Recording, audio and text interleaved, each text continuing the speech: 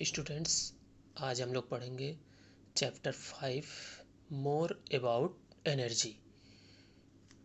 More about energy, what is energy. तो आप लोग सबसे पहले देखिए कि एनर्जी किसे कहते हैं। The capacity to do work is called energy.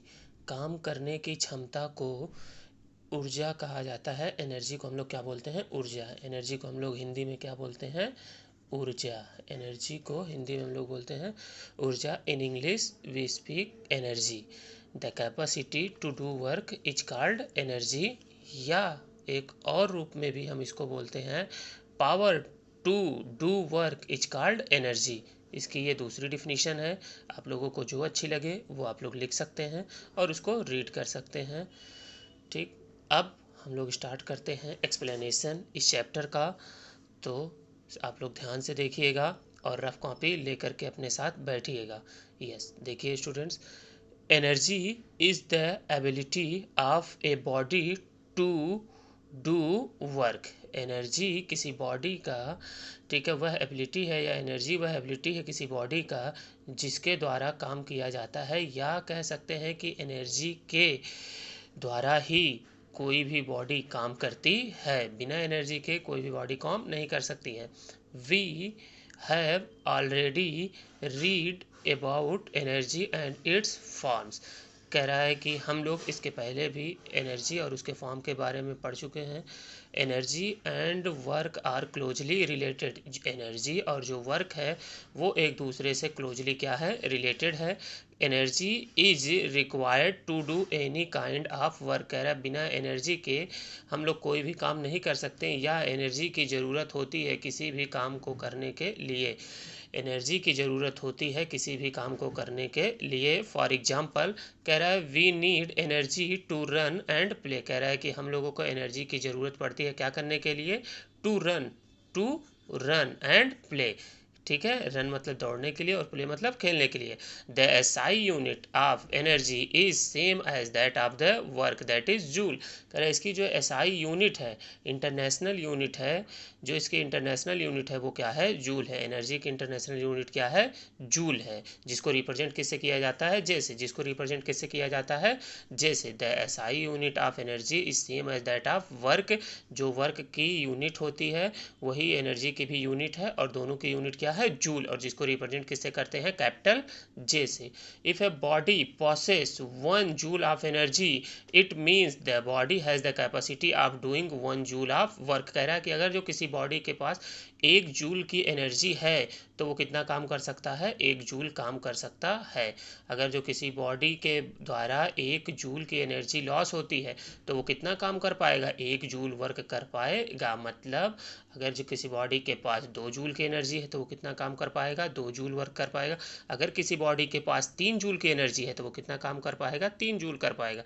तो यहाँ पर कह रहा है कि एक बॉडी है, उसके पास 1 जूल की एनर्जी है तो वो कितना काम कर रहा है? 1 जूल ऑफ वर्क काम कर ले रहा है।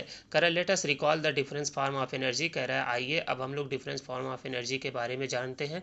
कह रहा है डिफरेंट फॉर्म्स ऑफ एनर्जी क्या है? डिफरेंट फॉर्म्स ऑफ एनर्जी क्या होता है? कह रहा है we have learned about different forms of energy in earlier classes. कह रहा है कि हम लोग इसके पहले, आप लोगों को पता होगा कि 7th क्लास में भी हम लोगों ने एनर्जी के बारे में पढ़ा है। तो वही वो कह रहा है, we have learn about different forms of energy in earlier classes. The main forms of energy are as follows. The main forms of energy are as follows. क्या क्या है? पहला क्या है? Mechanical energy. पहला कौन सा एनर्जी है? Mechanical energy. What is mechanical energy? ठीक, तो मैकेनिकल एनर्जी क्या होता है? तो देखिए इसकी एक छोटी सी डिफिनीशन ऊपर लिखी हुई है पेंसिल से, आप लोग इसको देख सकते हैं। The sum of kinetic energy, K E मतलब kinetic energy, the sum of kinetic energy and P E मतलब पोटेंशियल एनर्जी, पी ई मतलब potential energy is called mechanical energy. इसको क्या कहा जाता है? Mechanical energy. The sum of kinetic energy and potential energy is called mechanical energy. ऐसी energy जो किसका सम हो? काइनेटिक एनर्जी का प्लस मैकेनिकल एनर्जी का। ठीक है, ऐसी एनर्जी जो सम हो किसका? काइनेटिक एनर्जी और पोटेंशियल एनर्जी का। इसको लिख सकते हैं के ई प्लस पी ई बराबर एम ई। ठीक है, कह रहा है it is the energy possessed by a body due to its position और स्टेट ऑफ मोशन। कह रहा है it is the energy possessed by a body due to its position or states of motion। कह रहा mechanical energy of two type, mechanical energy two प्रकार के होता है, काइनेटिक एनर्जी और पोटेंशियल एनर्जी। मैकेनिकल एनर्जी कितने प्रकार के होते हैं? 2 प्रकार के होते हैं, काइनेटिक एनर्जी और potential energy.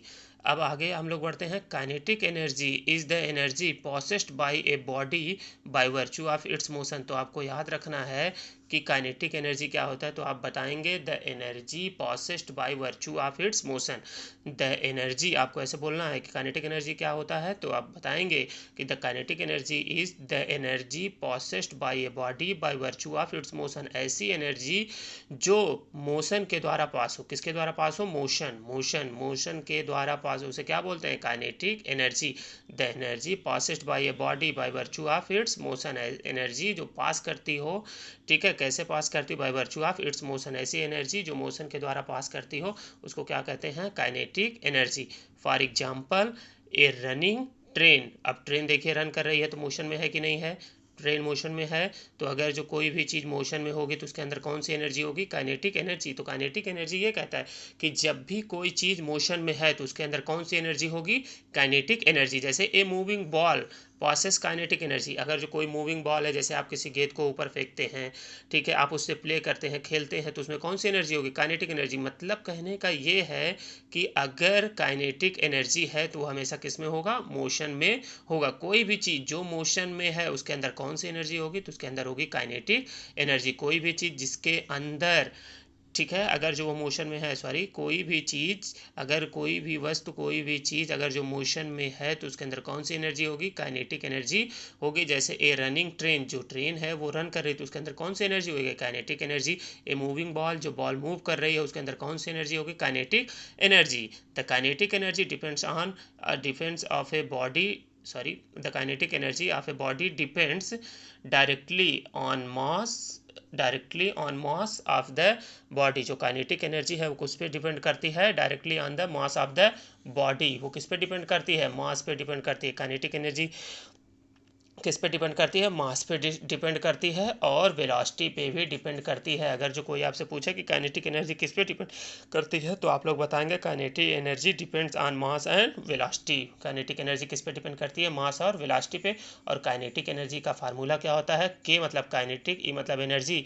Kinetic energy equal to half M V square. इसको क्या बोलते हैं? Half M V square. इसको क्या बोलते हैं? Half M V square.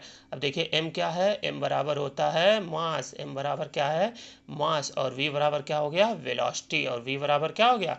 Velocity. ठीक है, और के ई बराबर पता ही होगा आपको, के ई बराबर क्या होता है? Kinetic energy. के ई बराबर क्या होता है? Kinetic energy. के ई बराबर काइनेटिक एनर्जी।